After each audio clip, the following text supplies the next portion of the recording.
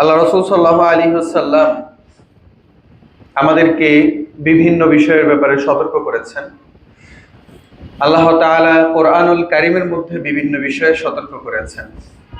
আর আজকে আমরা যে বিষয় নিয়ে আলোচনা করতে যাচ্ছি সেটি কোরআনে আল্লাহ তাআলা দৃঢ়ভাবে আমাদেরকে সতর্ক করার উদ্দেশ্যে বলেছেন।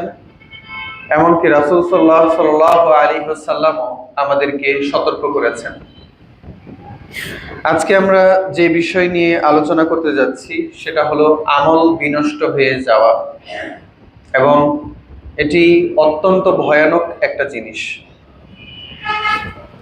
একটি হলো পাপ করা, আরেকটি হলো সওয়াব কামাই করা, আরেকটি হলো আপনি যে সওয়াব কামাই করেছেন সেই সওয়াব নষ্ট হয়ে যাওয়া।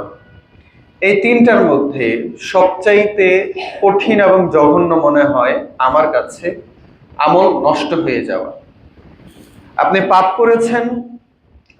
করেছেন, কিন্তু আপনি এমন কিছু করেছেন যার কারণে আপনি পাপ তো করেছেনই বটে, আপনি এর আগে যে সওয়াবগুলো কামাই করেছিলেন সেগুলো নষ্ট হয়ে গেছে। এমনিতেই সওয়াব কামাই করা কত কষ্টের, তাই না? আমাদেরকে অনেক কিছু স্যাক্রিফাইস করে, অনেক কষ্ট করে তারপরে ইবাদত করতে হয়, এবং এইভাবেই আমরা তাকওয়া অর্জন করি। আপনারা জানেন কাব রাদিয়াল্লাহু তাআলা আনহু সেই বিখ্যাত উক্তি, তিনি বলছেন যে ওই যে আপনি কাঁটাযুক্ত পথের পাশ দিয়ে যখন হাঁটছেন, ওই দিকেও যেন হেলে না যান, ওই দিকেও যেন হেলে না যান, ওই দিক থেকেও যেন কাঁটা না লাগে আপনার গায়ে, ওই সাইড থেকেও যেন কাঁটা না লাগে, সেজন্য আপনি আপনার কাপড়কে আঁটো করে বেঁধে খুব সতর্কতার সাথে, খুব কষ্ট করে রাস্তা পার হলেন। এই সতর্কতার সাথে রাস্তা পার হওয়াটাই হলো তাকওয়ার সাথে জীবনযাপন করা। সুতরাং সওয়াব কামাই করা অনেক কষ্টের জিনিস, কিন্তু কেমন লাগবে যদি সেই সওয়াব নষ্ট হয়ে যায়, সেটা আরো বেশি ভয়ানক। তো আমরা আজকে এমন কিছু বিষয় নিয়ে আলোচনা করতে যাচ্ছি যেটি আপনার সওয়াবকে নষ্ট করে দিবে। আপনি যে আমল করেছেন সেই আমলগুলোকে বিনষ্ট করে দিবে। এটা অত্যন্ত ভয়ানক।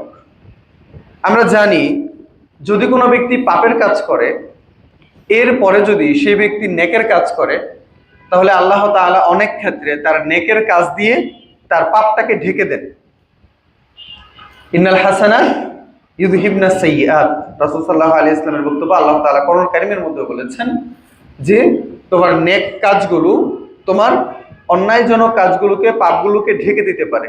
আপনার পাপের তুলনায় যদি আপনার নেকের পরিমাণ বেশি হয়, তাহলে আপনার নেক আপনার পাপকে ঢেকে দিবে। কিন্তু যে কাজগুলো আমার নেককে ঢেকে দেয়, সেই কাজগুলো সম্পর্কেও তো আমাদের জানা উচিত অবশ্যই। আমরা চারটা বিষয় নিয়ে ধাপে ধাপে আলোচনা করার চেষ্টা করব। তার মধ্যে বেশিরভাগ জিনিসগুলো আপনাদের কাছে অত্যন্ত পরিচিত। এর মধ্যে সর্বপ্রথম যেটা আমরা উল্লেখ করতে চাই সেটি হলো, কোন কাজ করলে মানুষের আমল বিনষ্ট হয়ে যায়, সেটা হলো শিরক। এর প্রথমটাই হলো শিরক। আমরা শিরক নিয়ে লম্বা আলোচনা করব না, তবে এইটুকু অন্তত বলে দিতেই পারি যে আল্লাহ তাআলা কোরআন কারীমের মধ্যে বলছেন, লাইন আশরাকতা লা ইয়াহবাতান্না আমালুক ওয়া লা তাকুনান্না মিনাল খাসিরিন। যদি তুমি শিরক করো তাহলে তোমার সকল আমলগুলো ধ্বংস হয়ে যাবে, নষ্ট হয়ে যাবে, এবং তুমি ক্ষতিগ্রস্তদের অন্তর্ভুক্ত হয়ে যাবে। সুতরাং কোনো ব্যক্তি যদি শিরক করে, তাহলে সে তার পূর্বের জীবনে কি পরিমাণ সওয়াব কামাই করলো, কি পরিমাণ সালাত আদায় করলো, কি পরিমাণ দান করলো, কি পরিমাণ স্যাক্রিফাইস করলো, কি পরিমাণ রোজা করলো, কয়বার হজ করলো, কত টাকা যাকাত দিল, এগুলো কোনো কিছুই আর ম্যাটার করে না। কেবল শিরক করলে পিছনের সকল আমল এক নিমিষেই বাতিল হয়ে যায়। আপনি সারা জীবন হয়তোবা কোটি কোটি টাকা ইনকাম করেছেন, আপনার ব্যাংকে রেখেছেন, দেখা গেল যে জীবনের একটা পর্যায়ে কোনো একটা হ্যাকিং এর কারণে আপনার পুরো অ্যাকাউন্ট খালি হয়ে গেছে। শিরকটা হলো এইরকম যে আপনি সারা জীবনে কত টাকা ইনকাম করেছেন, সেটা যেমন এক সেকেন্ডের মধ্যে ব্যাংকে থাকার কারণে সেটা করাপ্টেড হয়ে যেতে পারে, সেখান থেকে নাই হয়ে যেতে পারে। একই রকম ভাবে আপনি আপনার পুরো জীবনে কত পরিমাণে ইবাদত করেছেন সেটা ম্যাটার করে না যদি আপনি শিরক করে ফেলেন। সেজন্য শিরক হলো সবচেয়ে ভয়ানকতম পাপের একটা। ইন্না শিরকা লাযুলমুন আযীম, সবচেয়ে বড় অত্যাচার, সবচাইতে বড় জঘন্যতম কাজ হলো আল্লাহ তাআলার সাথে শিরিক করা। সেজন্য আমরা শিরিকের ব্যাপারে সতর্ক থাকব, যেন আমাদের কোনোভাবেই কাজের সাথে, কর্মের সাথে, ইবাদতের সাথে, বিশ্বাসের ক্ষেত্রে কোনোভাবেই আমরা আল্লাহ তাআলার সাথে অন্য কাউকে শরিক করে না ফেলি। এই বিষয়টা আমাদেরকে খেয়াল রাখতে হবে। তবে এটাকে আমি এজন্য গুরুত্ব দিচ্ছি না, তার কারণ হলো যে এটা সম্পর্কে আমরা মোটামুটি সকলেই জানি যে শিরিক আমাদের আমলকে ধ্বংস করে দিতে পারে, নষ্ট করে দিতে পারে। তবে আমি আরো যে বিষয়গুলোকে নিয়ে আজকে আলোচনা করতে যাচ্ছি সেগুলো হয়তো বা আমরা অনেকে জানি কিন্তু গুরুত্ব দেই না, অথবা অনেকে জানিই না যে এই কাজগুলো আমার আমলকে, আমার নেক কাজকে, আমার সওয়াবকে ধ্বংস করে দিতে পারে। এর মধ্যে দুইটা সম্পর্কে আল্লাহ তাআলা কোরআন কারীমের মধ্যে বলছেন ডিরেক্টলি ঈমানদারদেরকে উদ্দেশ্য করে, যে ইয়া আইয়ুহাল্লাযীনা আমানু লা তুবতিলু সাদাকাতিকুম বিল মান্নি ওয়াল আযা। হে ঈমানদারগণ, তোমরা তোমাদের সাদাকাগুলোকে, তোমাদের নেক কাজগুলোকে, তোমাদের দানকে, তোমাদের ফেভারকে মান্না এবং আযা দিয়ে ধ্বংস করে দিও না। তোমরা তোমাদের ভালো কাজগুলোকে, তোমাদের সাদাকাকে মান করার মাধ্যমে আর আযা দেওয়ার মাধ্যমে ধ্বংস করে দিও না। সাদাকা শব্দের অর্থ আমরা সাধারণত জানি কাউকে দান করা, টাকা পয়সা দেওয়া, but it's not only the monetary বিষয়। এটা কেবলমাত্র অর্থনৈতিক বিষয় না, এটা যে কোনো রকমের বিষয়ই হতে পারে। আপনি কারোর প্রতি সাদাকা করেছেন, তার মানে কেবল এই না যে আপনি তাকে টাকা দিয়ে সাহায্য করেছেন। সাহায্য বিভিন্ন রকমের হতে পারে। আপনি হয়তোবা তাকে পরামর্শ দিয়ে সাহায্য করেছেন, কখনো হয়তোবা আপনি তাকে সময় দিয়ে সাহায্য করেছেন, হতে পারে কখনো আপনি আপনার কাছে একটু রেখেছেন, তাকে একটু খাবার দিয়েছেন, অথবা তার জন্য লেখাপড়ার ব্যবস্থা করে দিয়েছেন, অথবা বিভিন্ন রকম ভাবে আপনি তাকে সাহায্য করতে পারেন। তো সেই জায়গায় এখানে পাঠিয়ে দেন, টাকা পয়সা আসলে এখানে পাঠিয়ে দেবেন, আলোচনা করার দরকার নেই। আমরা বলছিলাম তাহলে আমাদের সাদাকা বিভিন্ন রকমের হতে পারে, যে কোনো ভাবেই আমরা অন্যের উপরে সাদাকা করতে পারি। রাসূল সাল্লাল্লাহু আলাইহি ওয়াসাল্লাম এও বলেছেন যে কওলু মারুফুন সাদাকা। তুমি যদি কারোর সাথে একটু ভালো কথা বলো, এইটাও তোমার জন্য একটা সাদাকা। তাহলে সাদাকাটা অনেক বিস্তৃত, কেবলমাত্র এক জায়গায় সীমাবদ্ধ নয় যে আপনি কাউকে টাকা দিলেন এবং এইটাই সাদাকা, না। তাহলে সাদাকাটা অনেক বিস্তৃত। সহজ কথায় আমরা যদি বলি, কারো প্রতি সহানুভূতি দেখানো অথবা কারো কোনোভাবে উপকার করা। আপনি যে কোনোভাবে কাউকে উপকার করেছেন, এইটাই হলো সাদাকা। আর আল্লাহ তাআলা বলছেন যে দেখো, তোমরা কাউকে সাদাকা করলা, কারো উপকার করলা, এই উপকারটা তোমরা ধ্বংস করে দিও না, নষ্ট করে দিও না। কিসের মাধ্যমে? বিল মান্নি ওয়াল আযা। মান মানে হলো আমরা সহজ বাংলায় বলি খোটা দেওয়া। কাউকে খোটা দেওয়ার মাধ্যমে তোমরা এটাকে নষ্ট করে দিও না। ওয়াল আযা অথবা কষ্ট দেওয়ার মাধ্যমে তোমরা এই জিনিসটাকে নষ্ট করে দিও না, ধ্বংস করে দিও না। এখন খোটা দেওয়ার বিষয়টা আমাদের সমাজে অত্যন্ত পরিচিত। এটা হয়তোবা সংজ্ঞার প্রয়োজন হবে না যে খোটা দেওয়া কাকে বলে।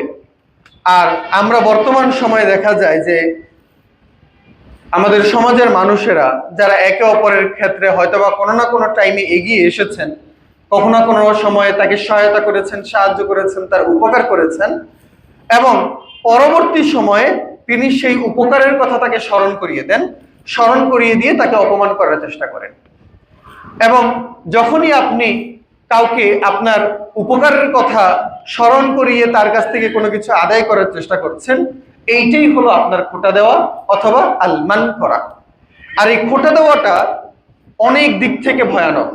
নাম্বার ওয়ান হলো যে আপনি যখন কাউকে খোটা দেন তখন প্রকৃতপক্ষে আপনি তাকে কষ্ট দিয়ে থাকেন।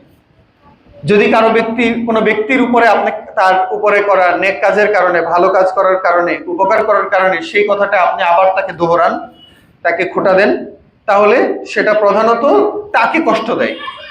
আর এর উপরেও আপনি আরো একজনকে কষ্ট দেন, তিনি হলেন আল্লাহ সুবহানাহু ওয়া তাআলা। যখন আপনি খোটা দেন কাউকে, তখন ওই ব্যক্তিকেই কেবলমাত্র আপনি কষ্ট দেন না, বরং আপনি আল্লাহ তাআলাকেও কষ্ট দেন। কি জন্য সেটা আমরা একটু পরে আলোচনা করছি।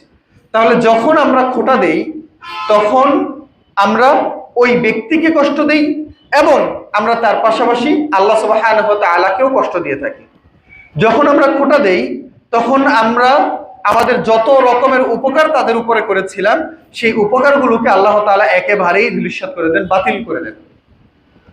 তখন সেই উপকারের কোনো রকমের আউটপুট আশা করা যায় না যে আল্লাহ তাআলা পরবর্তীতে হয়তো এখান থেকে আমাকে বেটার কিছু প্রদান করবেন, সেরকম আকাঙ্ক্ষা এখান থেকে করা যায় না। আল্লাহ রাসূল সাল্লাল্লাহু আলাইহি ওয়াসাল্লাম হাদিসের মধ্যে আরো জোরালো ভাবে বলছেন যে লা ইয়াদখুলুল জান্নাতা মান্নান, যে ব্যক্তি অন্য কাউকে খোঁটা দিল, এই খোঁটা দানকারী কখনোই জান্নাতে প্রবেশ করতে পারবে না। যে ব্যক্তি মানুষকে খোঁটা দিল সে কখনোই জান্নাতে প্রবেশ করতে পারবে না। ওইটার চাইতেও বেশি ভয়ানক। আল্লাহ তাআলা কোরআনুল কারীমের মধ্যে কি বলছেন? আল্লাহ তাআলা বলছেন যে যদি তুমি খোঁটা দাও তাহলে ওই যে আগে ভালো কিছু কাজ করেছিল এই কাজগুলোর যে সওয়াব তুমি পেয়েছিলে সবগুলো বাতিল করে দেওয়া হবে।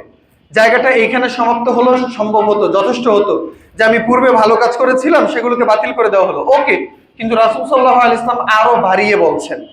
রাসূল সাল্লাল্লাহু আলাইহি ওয়াসাল্লাম বলছেন যে আগের নেক কাজ কেবল বাতিল করা হয়েছে না, বরং তুমি কখনো জান্নাতেই যেতে পারবে না, কারণ আল্লাহ তাআলা এটাকে এতটাই অপছন্দ করেন। আর আপনার নেক আমল বাতিল হওয়ার বিষয়টাও আল্লাহ তাআলা কোরআন কারীমের মধ্যে এত জোরালো ভাবে বলছেন যে আল্লাহ তাআলা এই কথা বলার উপরেই স্থির থাকেন নাই, আল্লাহ তাআলা আবার উদাহরণও দিচ্ছেন যে তুমি কারো উপকার করলা, যেমন ধরো আমরা টাকার কথাই বলি, তুমি হয়তোবা কাউকে 1 লাখ টাকা প্রদান করলা, তো যদি তুমি কাউকে 1 টাকা দিয়ে উপকার করো তাহলে আল্লাহ তাআলা ওই 1 টাকাকে কয় গুণ বৃদ্ধি করেন? অন্তত পক্ষে 10 গুণ।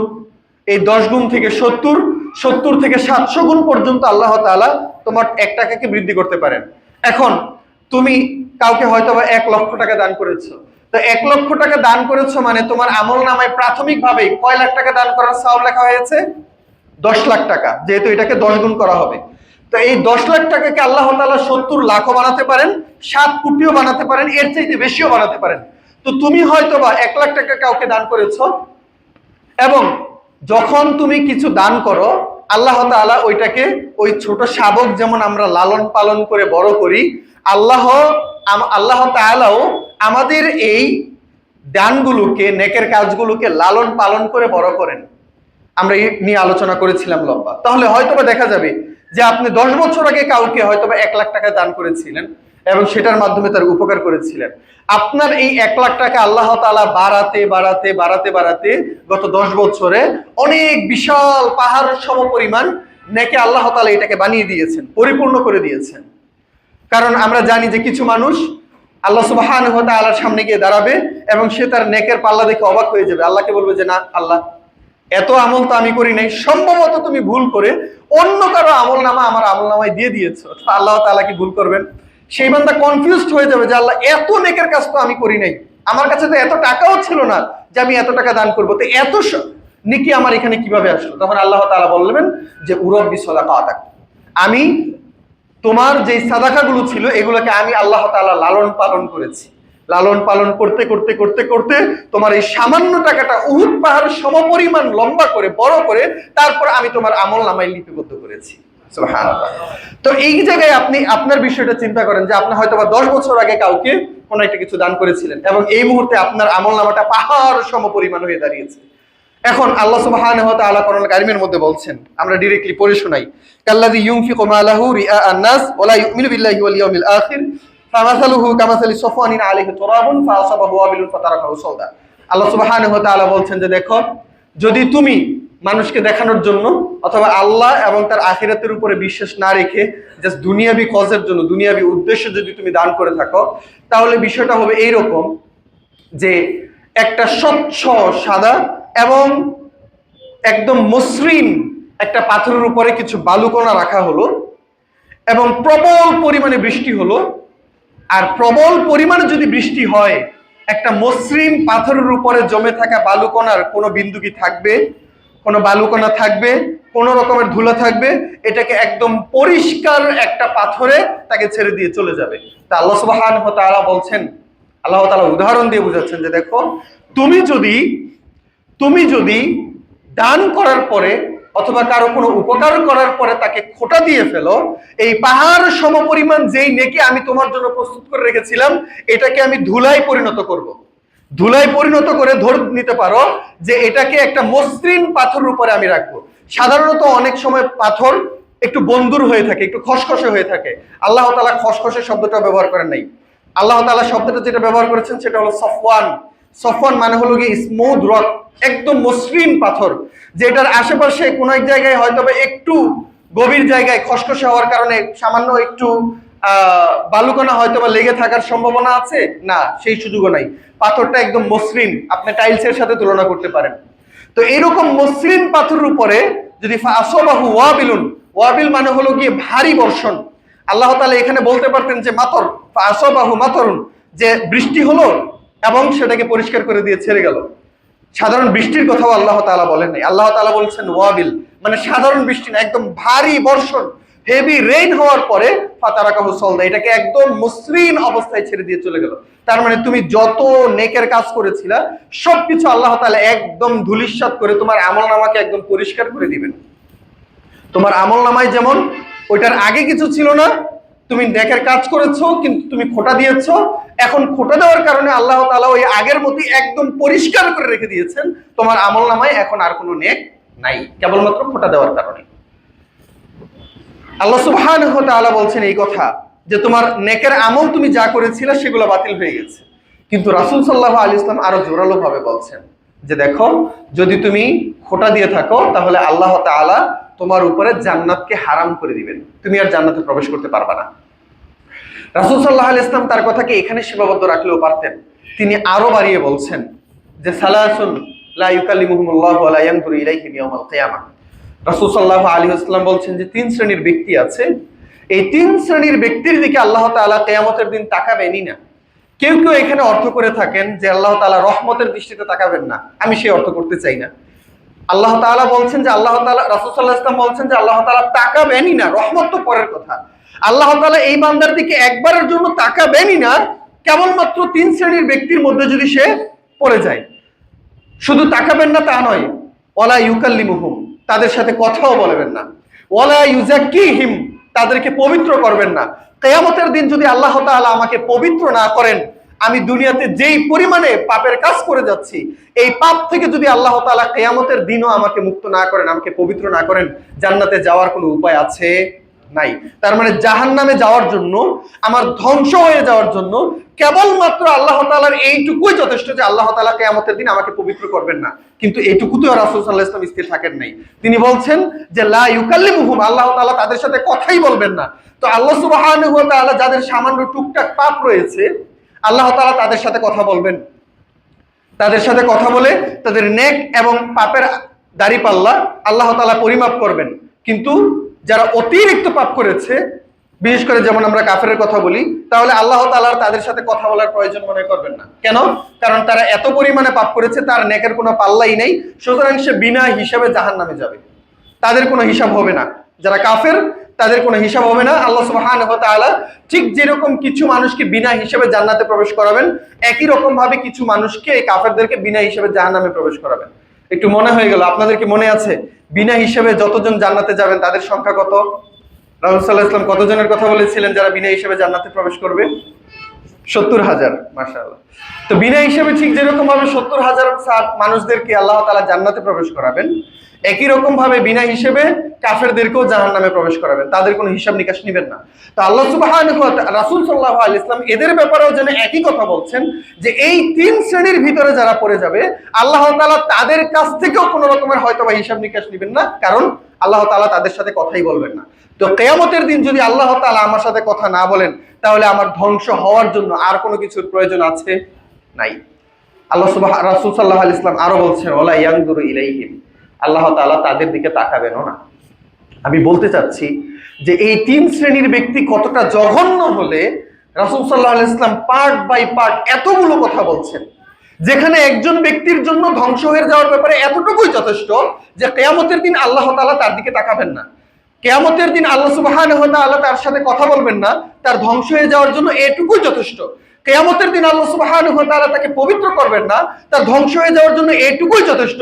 কিন্তু সবগুলোকে অ্যাকুমুলেট করে, সবগুলোকে একত্র করে রাসূল সাল্লাল্লাহু আলাইহি ওয়াসাল্লাম বলছেন যে এই 3 শ্রেণীর লোকেদের দিকে আল্লাহ সুবহানাহু ওয়া তাআলা কিয়ামতের দিন তাকাবেনও না, কথাও বলবেন না, এমনকি তাদেরকে পবিত্র করবেন না, এরা জান্নাতেও যাবে না। এদের আমলনামা ঠিক যেরকম ভাবে আগের সময়টাতে একদম পরিষ্কার ছিল, স্বচ্ছ ছিল, সেখানে যেরকম কোনো রকমের নেকের আমল ছিল না, কোনো সওয়াব ছিল না, আল্লাহ তাআলা তাদেরকে ঠিক একই রকম ভাবে সওয়াববিহীন নেকবিহীন আমল তাদের হাতে ধরিয়ে দিবেন। তাহলে এরা কতটা নিকৃষ্ট জাতি হতে পারে। তাহলে এদের মধ্যে কারা? একটা শ্রেণী হলো আল মান্নান, যারা খোঁটা দিয়ে থাকে, যারা মানুষকে খোঁটা দিয়ে থাকে, এরা হলো ওই শ্রেণী যাদের ব্যাপারে রাসূল সাল্লাল্লাহু আলাইহি ওয়াসাল্লাম এত জঘন্য কথা বলছেন। বিষয়গুলো আমাদের কাছে খুবই পরিষ্কার, এবং আমার মনে হয় না যে এখানে এমন কেউ আছেন যিনি জানেন না যে খোঁটা দেওয়া আমাদের জন্য উচিত না, খোঁটা দেওয়া হারাম, খোঁটা দিলে আমাদের আমল নষ্ট হয়ে যায়। হয়তোবা এইটুকু সকলে জানেন না, কিন্তু এইটুকু আপনারা অবশ্যই জানেন যে খোঁটা দেওয়া অবশ্যই ইসলামের বহির্ভূত কাজ। ইসলাম এটাকে কোনোভাবেই সাপোর্ট করে না, কিন্তু আমরা এর গভীরতা সম্পর্কে জানি না যে এটা আল্লাহ এবং তার রাসূলের কাছে কতটা জঘন্য বিষয়। আমরা হয়তোবা সামান্যতম একটা পাপ বলে এটাকে মনে করতে পারি, কিন্তু এইটা যে আল্লাহ এবং তার রাসূলের কাছে কত জঘন্যতম বিষয়, সেটা আমরা কোরআন এবং হাদিসের দিকে ভালোভাবে না তাকালে বুঝতে পারি না। এবং আজকের খুতবা আপনারা ধরে নিতে পারেন যে কেবলমাত্র হয়তোবা আমরা মহিলাদেরকে টার্গেট করে বলতে পারি, কারণ খোঁটা দেওয়ায় সবচেয়ে ঊর্ধ্বে কারা? আমাদের মা বোনেরা, যেরকমটা আমরা শুনে থাকি অথবা দেখে থাকি। তবে দুঃখজনক বিষয় হলো এই যে যদিও এটা একমাত্র একসময় নারীদের স্বভাব ছিল যে সাধারণত নারীরা একে অপরকে খোঁটা দিয়ে থাকেন, কিন্তু এটা আমাদের বর্তমান পুরুষ সমাজের ভিতরেও চলে আসছে। আমরা ছেলেদেরকেও দেখি, দুর্ভাগ্যজনকভাবে দুঃখজনক বিষয় হলো সত্য যে আমাদের পুরুষ মানুষেরাও একে অপরকে খোঁটা দিয়ে থাকেন যে তোমার হচ্ছে আমি এরকম উপকার করেছিলাম, এটা করেছিলাম, সেটা করেছিলাম।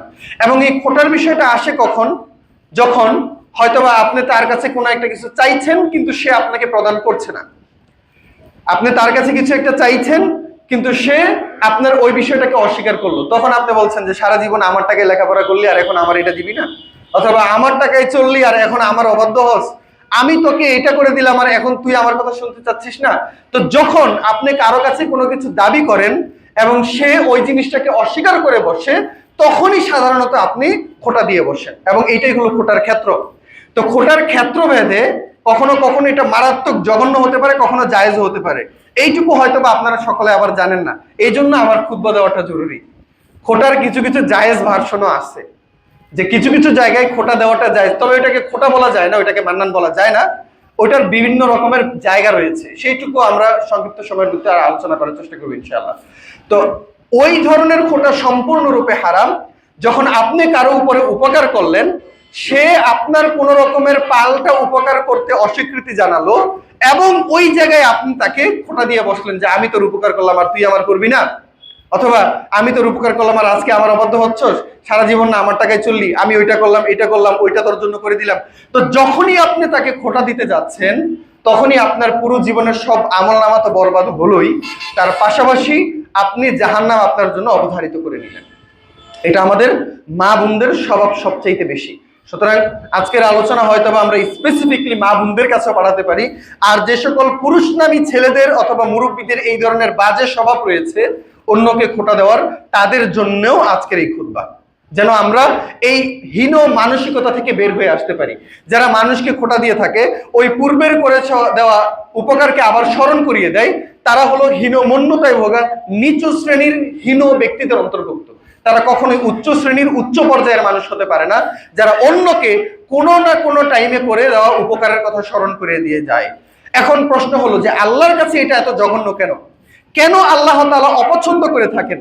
এইটার উত্তর হলো এই, যখন আপনি কাউকে খোঁটা দিয়ে ফেলেন তখন এটা স্পষ্ট হয়ে যায় যে আপনি তার উপরে যে উপকারটা করেছেন, এই উপকার আপনি আল্লাহর সন্তুষ্টির জন্য করেন নাই, বরং দুনিয়াতে কিছু পাওয়ার জন্য করেছেন। এটা স্পষ্ট হয়ে যায়। যখন আমরা কাউকে সাদাকা করি, যখন আমরা কারো উপকার করি, তখন আমাদের তাদের উপকার করার অথবা সাদাকা করার, কারো পাশে দাঁড়ানোর একমাত্র উদ্দেশ্য কি হওয়া উচিত? তাকে সন্তুষ্ট করা, মানুষকে দেখানো, নাকি আল্লাহ সুবহানাহু ওয়া তাআলাকে সন্তুষ্ট করা? নিঃসন্দেহে আমার একমাত্র টার্গেট হওয়া উচিত যে আমি আল্লাহকে সন্তুষ্ট করব। আমি তার উপকার করব, আমি তার উপকার করলে সন্তুষ্ট হবেন কে? আল্লাহ সুবহানাহু ওয়া তাআলা। তো একজন সত্যিকারের ঈমানদার ব্যক্তি যখন কারো উপরে দান করেন, যখন কোনো ব্যক্তিকে তার বাড়িতে আশ্রয় দেন, যখন তার উপরে কোনো উপকার করেন, একজন ঈমানদার ব্যক্তির একমাত্র টার্গেট থাকে কি? যে এর মাধ্যমে আল্লাহ তাআলা তাকে বেটার কিছু প্রদান করবেন, আল্লাহ তাআলা তার উপরে খুশি হবেন, আল্লাহ সুবহানাহু ওয়া তাআলা কিয়ামতের দিন আখিরাতে অথবা জান্নাতে তার এই প্রাপ্য বুঝিয়ে দিবেন। মা ইউকরিদুল্লাহ করদান হাসানা ফায়ুদাইফ। যদি আল্লাহ সুবহানাহু ওয়া তাআলাকে কোনো ব্যক্তি কোনো রকমের কর্জ দেয় অথবা ধার দেয়, এই ধারটাকে আপনি মানুষের উপকার করবেন, এটাই হলো ধার। তো যদি আপনি আল্লাহ তাআলাকে ধার দেন, তাহলে এই ধারের পরিশোধ আল্লাহ তাআলা বহু গুণ করে আপনাকে কিয়ামতের দিন আপনার হাতে বুঝিয়ে দিবেন। তো যখন ঈমানদার মানুষের উপকার করে, তখন সে আল্লাহর কাছে এটাকে সুপর্দ করে। তার একমাত্র উদ্দেশ্য হলো যে আল্লাহ খুশি হবেন। কিন্তু যখন আপনি ওই ব্যক্তিকে উপকার করলেন এবং তার বিনিময়ে সে আপনার উপকার করলো না, তখন আপনি যখন তার উপরে খোঁটা দিচ্ছেন, তখন এটা স্পষ্ট হয়ে যায় যে আপনি আল্লাহ সুবহানাহু ওয়া তাআলার সন্তুষ্টির জন্য তাকে দেন নাই, বরং আপনি তার বিপরীতে রিটার্নে ভালো কিছু পাবেন এই উদ্দেশ্যে আপনি তাকে দিয়েছেন। এই জন্য আল্লাহ সুবহানাহু ওয়া তাআলা কোরআন কারীমের মধ্যে বলছেন, ওয়ালা তামনুন তাস্তাকসির, ওই মানুষের কাছ থেকে বেশি পাওয়ার উদ্দেশ্যে কিছু দিও না যার কারণে তোমাকে খোঁটা দিতে হয়। তুমি খোঁটা দিও না এই উদ্দেশ্যে যে তুমি তার কাছ থেকে অতিরিক্ত কিছু পাবে। তো যখন আমাদের মাঝে এমন কিছু মানুষ রয়েছে যে, ধরেন আপনার কাছে একজন ধনী ব্যক্তি, এই জন্যই বেসিক্যালি আমরা দেখে থাকি সমাজের অবস্থা হলো এই যে, ধনী লোক যদি আমার কাছে কিছু চায় আমি তাকে দেই। একজন ধনী মানুষ সে আমার কাছে 1 লাখ টাকা চাইতে আসছে ধার, আমি তাকে ঠিকই ধার দিয়ে দিলাম। একজন গরিব লোক সে আমার কাছে 20,000 টাকা ধার চাইতে আসছে, আমি তাকে ফিরিয়ে দিয়েছি। কেন? কারণ হলো ওই যে গরিব লোকটা, তাকে যে আমি 20,000 টাকা ধার দিলাম, আমি যে তাকে ধার দিলাম ভবিষ্যতে আমি তার কাছে ধার চাইতে পারবো না, কারণ সে গরিব। আর যে ধনী লোকটা, ওকে যে আমি 1 লাখ টাকা ধার দিলাম, ওর কাছ থেকে ভবিষ্যতে আমি 10 লাখ টাকাও ধার নিতে পারবো, এই জন্য আমি তাকে ধার দিয়েছি, কিন্তু তাকে ধার দিই নাই। বিষয়টা এখানেই সীমাবদ্ধ না যে যদি গরিবকে ধার দেই তাহলে সে আমার টাকা ফিরিয়ে দিতে পারবে না, ধনীকে ধার দিলে সে আমার টাকা ফিরিয়ে দিতে পারবে না। ভাই, বর্তমানে টাকা ফেরত পাওয়ার বিভিন্ন রকমের পদ্ধতি আছে, পাওয়া যায়। কিন্তু যদি এমনও হয়, আমরা দেখতে পাই যে গরিব লোক আপনার কাছে আসলো যে, ভাই আমার এই সম্পত্তিটা বন্ধক রাখেন, আপনি আমাকে কিছু টাকা ধার দেন। দেখা যায় যে আপনি তাকে ধার দিবেন না। আরো সহজে বলি, আরো সহজ উদাহরণ আছে।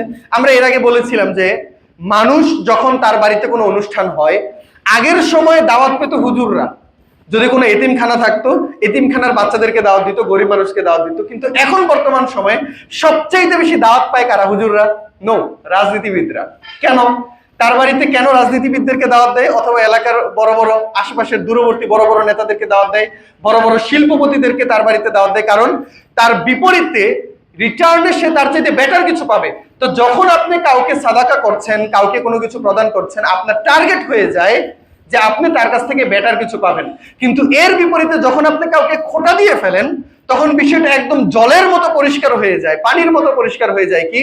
যে আপনি মূলত তার কাছ থেকে বেশি কিছু পাওয়ার উদ্দেশ্যেই দান করেছিলেন, বেশি কিছু পাওয়ার উদ্দেশ্যেই তার উপকার করেছিলেন। কিন্তু এখন যখন আপনি এই উপকারের বিপরীতে রিটার্ন পাচ্ছেন না, তখন আপনি জ্বলিপুরে শেষ হয়ে যাচ্ছেন যে আমার টাকাটাই জ্বলে গেল। জি ভাই, সত্যিকার অর্থেই আপনার টাকা জ্বলে গেছে। কারণ না এইটার কারণে আপনি আল্লাহ তাআলার কাছ থেকে নেক পেয়েছেন, না আপনি দুনিয়ায় কোনো উপকার পেয়েছেন, এবং না আপনি আল্লাহ সুবহানাহু ওয়া তাআলার কাছ থেকে কিয়ামতের দিন আখিরাতে কিছু পাবেন। আপনার দুনিয়া এবং আখিরাত দুইটা একসাথে শেষ হয়ে গেল। সেজন্য সম্মানিত উপস্থিতি মুসলিম কেরাম, এটা অত্যন্ত জঘন্যতম একটা বিষয় যে যখন আমরা কাউকে কিছু দান করব, তখন তার কাছ থেকে রিটার্ন পাওয়ার উদ্দেশ্যে আমরা যেন কোনো কিছু না দিই। আর পৃথিবীর সম্পর্ক, আমাদের সম্পর্ক নষ্ট হয় এজন্যই। যখন আমরা আমাদের প্রতিবেশীকে কিছু দান করি, যখন আমরা আমাদের আত্মীয়দেরকে কিছু দেই, তখন আমাদের টার্গেট হয়ে যায় যে আমি এখন তাকে দিচ্ছি, আমি যদি বিপদে পড়ি তাহলে সেও আমাকে দিবে। এখন কথার কথা, আপনার আত্মীয় কোনো একদিন অসুস্থ হলো, আপনি তাকে কিছু টাকা ধার দিয়েছেন। তো এখন আপনার বাড়িতেও কেউ অসুস্থ, আপনি আত্মীয়ের বাড়িতে গিয়েছেন, সে আপনাকে টাকা ধার দেয় নাই, বাস সম্পর্কে এখানে ধ্বংস হয়ে গেল। যে আমি তার টাকা ধার দিলাম, সে আমাকে ধার দেয় নাই। অথবা আপনি আপনার আত্মীয়ের বাড়িতে গেছেন, এখন তো আমাদের সমাজে নিচু শ্রেণীর মানুষদের মধ্যে এগুলোও চলে যে আমি তার বাড়িতে, সে আমার বাড়িতে আসছিল, আমি তাকে প্রচুর পরিমাণে আয়োজন করে খাওয়াইছি। এখন আমি যখন তার বাড়িতে পরের ঈদের মৌসুমে গেলাম, সে আমাকে ওই শুধুমাত্র ব্রয়লার মুরগি রান্না করে তারপরে খাওয়াই দিছে। ওর বাড়িতে আর জীবনে কোনোদিন যাবো না। কেন? সে আপনাকে ব্রয়লার মুরগি দিয়ে রান্না করে খাওয়াইছে, এটার কারণে আপনার রাগান্বিত না। আমি তাকে ভালো খাওয়াইলাম, কিন্তু বিপরীতে সে আমাকে ভালোটা দিল না। তো যখন আমরা রিটার্ন আকাঙ্ক্ষা করি যে তাকে আমি কিছু প্রদান করলাম, এর বিপরীতে যেন সে আমাকে তার চাইতে অন্তত ভালো কিছু দেয়, তখনই আমরা প্রকৃতপক্ষে আমাদের সম্পর্কগুলোকে নষ্ট করে দিই। তো আমাদের সম্পর্ক নষ্ট হয় কেন? সামাজিকতা ধ্বংস হয় কেন? কারণ আমরা যখন কাউকে কোনো কিছু প্রদান করি, আমাদের মনের ভিতরে আকাঙ্ক্ষা থাকে যে আমি তাকে যা দিয়েছি ভবিষ্যতে আমি তার চাইতে ভালো কিছু আশা করতে পারি। তো আপনি যখন মানুষের কাছে আপনার নেক আমলের ফজিলত অথবা মর্যাদা অথবা রিটার্ন আশা করেন, আপনার সমাজ ধ্বংস হয়, আপনার নিজের দুনিয়াও নষ্ট হয়, আপনার আখিরাতও নষ্ট হয়। সেজন্য আমরা যখন মানুষকে ধার দিব অথবা মানুষের কোনো রকমের উপকার করব, তার রিটার্ন, তার পাওনা আমরা চাইবো কার কাছে? আল্লাহ সুবহানাহু ওয়া তাআলার কাছে, নট দুনিয়ার কোনো মানুষের কাছে। তাহলেই আমাদের সামাজিকতা ঠিক থাকবে, আমার দুনিয়া ঠিক থাকবে, আমার আখিরাতও ঠিক থাকবে। সেজন্য মুসলিম কেরাম, তার পাশাপাশি আরো একটা বিষয় রাসূল সাল্লাল্লাহু আলাইহি ওয়াসাল্লাম যেটা বলেছেন সেটা হলো আল আযা, কষ্ট দেওয়া। আপনি মানুষের উপকার করলেন, এখন উপকার করার পরে আপনি তাকে কষ্ট দিচ্ছেন, এমনটা যেন না হয়। আপনি কাউকে, কথার কথা, কষ্ট কেমন হতে পারে, যেমন একটা ফকিন্নি, একটা গরিব আপনার বাড়িতে আসলো, আপনি তাকে কিছু জিনিস দিয়ে দিলেন, কিছু সাহায্য করলেন। এখন সাহায্য করার পরে বলতেন যে এই ওইখানে এই কাজটা আছে, এই কাজটা আমার একটু করে দিত। এখন এই বেচারা মাত্র আপনার কাছ থেকে সাদাকা নিয়েছে, সে কি আপনাকে না করতে পারে? না, আপনাকে এখন সে না করতে পারে না। এই বেচারা বাধ্য আপনার এই কাজটা করে দেওয়ার জন্য। তাহলে আপনি তার উপরে কষ্ট আরোপ করলেন, আপনি তাকে কষ্ট দিলেন, এটা স্পষ্ট হারাম। যদি এমনও হতো যে আপনি তাকে 10,000 টাকা দান করেছেন আর তার বিনিময়ে আপনি তাকে বললেন যে আমার উঠানটা একটু ঝাড়ু দিয়ে দিত, এইটাও হারাম। আপনার সম্পূর্ণ দান নষ্ট করে দিবে। বরং আপনি চাইলে হয়তোবা 50 টাকা দিয়ে আপনার উঠান ঝাড় দিয়ে দিতে পারতেন, কিন্তু ওই যে 10,000 টাকা 10,000 টাকা তাকে আপনি দান করেছেন, তার বিনিময়ে যে আপনি তার কাছে কিছু চাইছেন, এই জন্য আপনার সম্পূর্ণ দান নষ্ট হয়ে যাবে। সুতরাং এমন সিলি, এমন অথর্ব কোনো কাজ করা যাবে না। আপনি যাকে দান করলেন ওই দানের ফেভারে কোনো কিছু চাইতে পারবেন না আপনি। এবং এমনটা যেন না হয় যে আপনি তার কাছে কিছু চাইলেন, সে আপনাকে এই জিনিসটা করে দিতে বাধ্য এজন্য যে আপনি তার কোনো রকমের উপকার করেছেন। সেজন্য আমি বেসিক্যালি এতটুকু চেষ্টা করি যে আমার যদি কোনো রকমের প্রয়োজন হয়, যার উপকার আমি করেছি, বিনিময়ে তার কাছ থেকে আমি কোনো রকমের উপকার আশা করি না, যদিও সে এটা সক্ষম এবং সে ওইটা মনেও করবে না এবং সে স্বাচ্ছন্দ্যে আমার এই কাজটা করে দিবে, কিন্তু তারপরেও আমি চাই না। কেন? কারণ এটা ব্যক্তিত্বের একটা বিষয় আছে। আর এমনটা যেন কোনোভাবেই তার মনের ভিতরে আকাঙ্ক্ষা তৈরি না হয় যে ওই যে আমি তার কোনো একটা উপকার করে দিয়েছি, ওইটার বিনিময় স্বরূপ আমি তার কাছে কিছু কামনা করছি। সুতরাং একটা বুদ্ধিমান ব্যক্তি, একজন ধার্মিক ব্যক্তি, একজন ইমানদার ব্যক্তি, একজন ভদ্র এবং সুশীল ব্যক্তির কাজ হলো তিনি যার উপকার করেছেন তার কাছ থেকে কোনো রকমের উপকার আশা করবেন না। প্রয়োজনে আপনি অন্যের কাছ থেকে উপকার আশা করেন, কিন্তু আপনি যার উপকার করেছেন আপনি তার কাছ থেকে কোনো রিটার্নের আশা করবেন না। তাহলে আপনার আমল, আপনার সাদাকা ধ্বংস হয়ে যেতে পারে। এই ক্ষেত্রে আমরা যেটা বলছিলাম যে এখানে একটা জায়েজ ভার্সন আছে। সেই জায়েজ ভার্সনটা হলো আপনি কারো উপকার করেছেন, কিন্তু সে একদম পুরো দমে আপনার সম্পূর্ণ উপকারকে অস্বীকার করে বসেছে। তাহলে সেই ক্ষেত্রে আপনি তাকে আপনার উপকারের কথা স্মরণ করিয়ে দিতে পারবেন। সেই ক্ষেত্রে আমাদের মা বোনরা হয়তো বা বেশি এগিয়ে থাকবেন। আমি সরি, অনেকগুলো কথা আমার মা বোনদের উপরে চলে যাচ্ছে, আমাকে আবার অনেকে নারী বিদেশে বানিয়ে ফেলতে পারেন, আমি সেটা বলছি না। কিন্তু এই কিছু স্বভাব রয়েছে যেগুলো আমাদের মা বোনদের মধ্যে অনেক বেশি। তো আমি জানি না রাসূল সাল্লাল্লাহু আলাইহি ওয়াসাল্লামের হাদিস, রাসূল সাল্লাল্লাহু আলাইহি ওয়াসাল্লাম যেহেতু বলছেন নারীদের ব্যাপারে, বিয়ের ক্ষেত্রে, স্ত্রীদের ব্যাপারে, আমি বিয়ে টিয়ে করিনি আমি বলতে পারবো না, কিন্তু রাসূল সাল্লাল্লাহু আলাইহি ওয়াসাল্লাম যেহেতু বলছেন, রাসূল সাল্লাল্লাহু আলাইহি ওয়াসাল্লামের বক্তব্য অনুযায়ী আমি বলছি, অবশ্যই সত্য। তিনি বলছেন যে সবচেয়ে বেশি আমি পেয়েছি জাহান্নামের মধ্যে নারীদেরকে। আমি যখন জাহান্নাম দেখলাম সেখানে সবচেয়ে বেশি কাদেরকে পেয়েছি? নারীদেরকে। কেন? তাকফুরনা আল আশির, তাকসুরনা লানা ওয়া তাকফুরনা আল আশির। তোমরা অর্থাৎ মহিলারা, নারীরা, তারা প্রচুর পরিমাণে লানত করে থাকে। লানতের বিষয়টা আমরা আপাতত রাখলাম, সময় শেষ হয়ে গেছে। কিন্তু আরেকটা যেটা বিষয় সেটা হলো যে তারা প্রচুর পরিমাণে অস্বীকার করে থাকে, তারা তাদের স্বামীর সকল রকমের ফেভারকে অস্বীকার করে থাকে।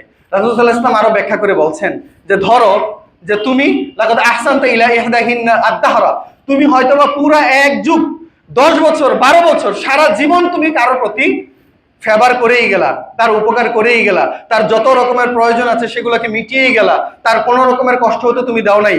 কিন্তু হঠাৎ করে সে তোমার কাছে এমন কিছু পাইলে যেটা সে অপছন্দ করেছে, হয়তোবা কোনো একটা কোনো সময়ে তুমি এই জিনিসটা তাকে তার আকাঙ্ক্ষা অনুযায়ী দিতে পারো নাই, তখন দেখবা যে সে বলে উঠবে যে মা রাআইতু মিনকা খায়রান কত, জীবনে তোমার কাছ থেকে কোনো রকমের উপকার পাইলাম না, সারাটা জীবন তুমি আমার খালি কষ্ট দিয়েই গেলা, না ভালো ভাত কাপড় দিলা, না তুমি আমার একটু সুখ দিলা, না কোথাও আমার নিয়ে গেলা, না আমার কোনো ভালো রকমের পোশাক দিলা। মানে পুরো জীবনে আপনি তার উপরে যত রকমের ন্যায়ের কাজ করেছেন, যত রকমের উপকার করেছেন, সব কিছু সে একদমই অস্বীকার করে বসলো। তা আল্লাহ রাসূল সাল্লাল্লাহু আলাইহি ওয়াসাল্লাম এজন্য বলেছেন যে এই তো বাজে একটা স্বভাব, এবং যখন আপনি কারো নেকের বিষয়টাকে অস্বীকার করে বসেন তখন প্রকৃতপক্ষে আপনি তাকে প্রচুর পরিমাণে কষ্ট দিয়ে থাকেন। তো এখান থেকে বিষয় হলো এই যে আপনি বিশেষ করে আমাদের মা বোনরা, নারীরা, আপনারা এই কাজটা করে থাকেন এবং এজন্য রাসূল সাল্লাল্লাহু আলাইহি ওয়াসাল্লাম বলছেন যে প্রচুর পরিমাণে নারীরা এই কারণে জাহান্নামে যাবে, যে তারা নেক কাজের অস্বীকার করে বসে। তো এখান থেকে আমরা দুইটা জিনিস বুঝতে পারি। নাম্বার ওয়ান হলো যে আপনার উপরে যদি কোনো ব্যক্তি উপকার করে তাহলে আপনি কৃতজ্ঞ হয়েন না, আপনি কৃতজ্ঞ হন। এটা হলো আপনার দায়িত্ব। যদি আপনার উপরে কেউ উপকার করে আপনি তার কৃতজ্ঞ হন, অর্থাৎ তার উপকারের বিষয়টাকে স্বীকার করেন, তার প্রতি নমনীয় থাকেন, তার প্রতি আপনি জেনারাস হন, উদার হন, যেহেতু সে আপনার উপরেই উপকার করেছে। এটা আল্লাহ তাআলা পছন্দ করেন। আর এই জিনিসটা না করার কারণে নারীরা জাহান্নামে যাবে। আর আপনি যদি কারো উপরে উপকার করেন তাহলে আপনি তার কাছ থেকে এই জেনারসিটি আশা করিয়েন না। আপনি এটা আশা করিয়েন না যে সে যেন আমার উপরে কিছুটা ভালো উপকার করে এবং এটা রিটার্ন আমাকে প্রদান করে। আপনারা কি বিষয়টা বুঝতে পেরেছেন? সুতরাং আপনার জায়গা থেকে আপনি দেখবেন যে আপনার উপকার করেছে, আপনি তার প্রতি লয়াল থাকবেন, আপনি তার উপকারের করার চেষ্টা করবেন, আপনি তাকে ভালো কিছু প্রদান করার চেষ্টা করবেন বিনিময়ে। কিন্তু আপনি যদি কারো উপরে উপকার করেন তাহলে আপনি তার কাছ থেকে কোনো রকমের রিটার্ন আশা করবেন না, এবং এভাবেই সমাজ সুন্দরভাবে চলবে। তো যদি এরকমটা হয়ে থাকে যে ধরেন আপনার স্ত্রী একদম ঢালাওভাবে অস্বীকার করে দিল যে তুমি সারা জীবনে আমার কোনো উপকারেই আসো নাই, তখন সেই ক্ষেত্রে আপনি তার উপকারের কথা স্মরণ করিয়ে দিতে পারবেন যে সারা জীবন কোনো উপকার করি নাই, আমি কি তোমার জন্য এটা করে দেই নাই, আমি কি তোমার জন্য ওইটা করে দেই নাই, আমি কি তোমার জন্য এরকম কষ্ট ভোগ করি নাই। তাহলে সেই ক্ষেত্রে তাকে স্মরণ করিয়ে দেওয়ার জন্য, তাকে একটু জায়গায় নিয়ে আসার জন্য আপনি আপনার উপকারের কথা স্মরণ করিয়ে দিতে পারবেন। এটা জায়েজ আছে। রাসূল সাল্লাল্লাহু আলাইহি ওয়াসাল্লাম যে মক্কা বিজয়ের পরে যখন এক শ্রেণীকে তিনি যুদ্ধের যে গনিমত আসলো সেগুলোকে প্রদান করলেন এবং আরেক শ্রেণীকে কম দেওয়ার কারণে তারা একটু ক্ষুব্ধ হয়ে গেল, তখন রাসূল সাল্লাল্লাহু আলাইহি ওয়াসাল্লাম তাদেরকে একত্র করে ভাষণ দিয়েছিলেন যে দেখো, তোমরা আজকে রাগান্বিত হচ্ছ অথবা কষ্ট পাচ্ছ, তোমরা অসন্তুষ্ট হয়েছো, অথচ তোমরা এক সময় পথভ্রষ্ট ছিলে, আল্লাহ তাআলা আমার মাধ্যমে তোমাদেরকে হেদায়েত দান করেছেন।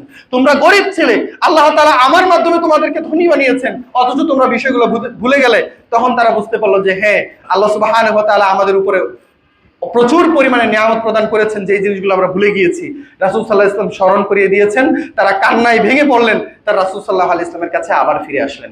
তো যদি কেউ আপনার সাথে এরকম বাক বিতণ্ডায় লিপ্ত হয়ে যায় এবং সে আপনার সকল রকমের নিয়ামতকে অস্বীকার করে বসে, তাহলে স্মরণ করিয়ে দেওয়ার জন্য আপনি আপনার উপকারের কথা বলতে পারবেন। কিন্তু তার কাছ থেকে বিনিময়ে উপকার পাওয়ার উদ্দেশ্যে যদি আপনি আপনার নিয়ামতের কথা স্মরণ করিয়ে দেন তখন সেটা হবে খোটা। আর যদি তাকে স্মরণ করিয়ে দেওয়ার জন্য অথবা ঝগড়া এবং পারস্পরিক বিদ্বেষকে কমিয়ে দেওয়ার জন্য আপনি তাকে স্মরণ করিয়ে দেন তাহলে সেটা জায়েজ হতে পারে বলে উলামায়ে কেরামের বক্তব্য রয়েছে। আমরা এখান থেকে বুঝতে পারলাম যে আল্লাহ সুবহানাহু ওয়া তাআলা আমাদের জন্য এই বিষয়গুলোকে নির্ধারণ করেছেন যাতে করে আমরা আমাদের আমলগুলোকে ধ্বংস করে না দিই, নষ্ট করে না দিই। সুতরাং অবশ্যই কোনোভাবেই আমরা শিরকের সাথে লিপ্ত হব না। তার পাশাপাশি আমরা যদি কারো প্রতি কোনো রকমের উপকার করি তাহলে সেই উপকারের বিনিময় চাইব না। সে যদি তার বিপরীতে আমার উপকার না করে তাহলে তাকে খোটাও দিব না, এবং আমার উপকার করার কারণে আমি তাকে তার বিপরীতে কষ্ট প্রদান করব না। আল্লাহ সুবহানাহু ওয়া তাআলা এই বিষয়গুলোকে আমাদের আমল করার তৌফিক দান করেন। আল্লাহুম্মা আমিন। এরপর লতি ছেলে মারা গেছে 2000 টাকা দিচ্ছে। আচ্ছা, এক বাবু অসুস্থ 500 টাকা দিচ্ছে।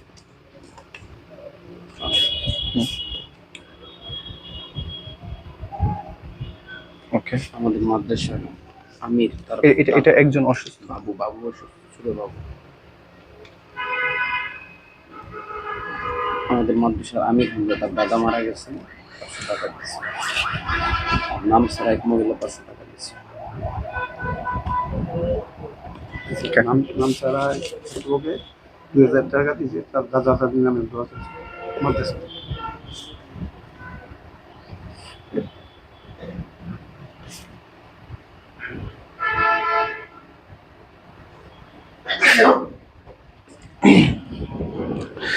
ইন্নাল হামদুলিল্লাহ নাহমাদুহু